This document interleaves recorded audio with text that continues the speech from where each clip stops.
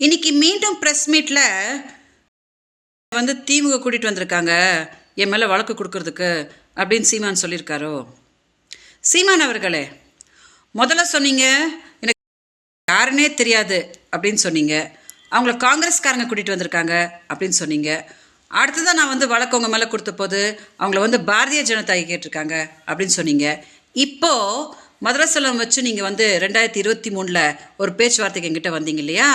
அதில் வந்து நான் 50,000 ரூபாய் மாதம் கொடுத்துட்றேன், என்னை பற்றி எங்கேயும் பேசாத அப்படின்னு சொல்லிட்டு மாதம் 50,000 ரூபாய்லாம் போட்டிங்க. எங்கிட்ட வீடியோஸ் எல்லாம் வாங்கினீங்க. அப்புறம் மதரசெல்வம் உங்கள் வீட்டுக்காரர்கிட்ட பேசுகிறதுக்கு யார்கிட்டக்கா கேட்கணும் அப்படின்ற வாக்குமூலம்லாம் கொடுத்தான். அப்புறம் உங்கள் பொண்ணான வாயிலேருந்து தானே பொண்டாட்டி பொண்டாட்டி பொண்டாட்டி பொண்டாட்டி அப்படின்னு நீங்கள் வீடியோலலாம் பண்ணீங்க. அந்த வீடியோஸ் எல்லாம் வந்து காவல்துறைக்கிட்ட கொடுத்து காவல்துறை எடுத்துகிட்டு போய் அதை அப்படியே நீதிமன்றத்தில் கொடுத்து அதையெல்லாம் பார்த்து தான் அவங்களோட முதல் மனைவியா அப்படின்னு கேட்டிருக்காங்க.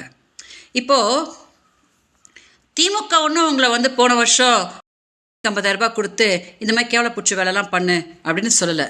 ஸோ ஏன் அவங்கள சும்மா வீணா வம்பு கிழக்கிறீங்க? அப்போ இன்னொரு விஷயம் சொன்னீங்களாம், அந்த பொம்பளை கொஞ்சம் நேரில் வர சொல்லுங்கள், நான் உட்காந்து பேசுகிறேன் அப்படின்னு. நான் காத்துட்ருக்க சீமான் அவர்களே, உங்களை நேரில் பார்த்து என்னைய பார்த்தா உனக்கு எப்படா தெரியுது அப்படின்னு கேட்கணுன்னு நான் காத்துட்டு தான் இருக்கேன். கொஞ்சம் காவல்துறை கிட்ட சொல்லுங்கள், உடனே அதுக்கு அரேஞ்ச் பண்ணிவிடுவாங்க.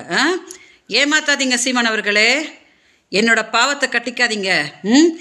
2 நாளைக்கு முன்னாடி கூட சமாதான பேச்சுவார்த்தைக்கு நீங்கள் ஆட்களை அமுச்சுட்டு இன்னைக்கு அப்படியே ப்ரெஸ் கிட்ட வந்து அந்த பொம்பளை அவள் அப்படி இப்படி அப்படின்னு இன்னைக்கு கூட துரோகம் பண்ணுறீங்களா?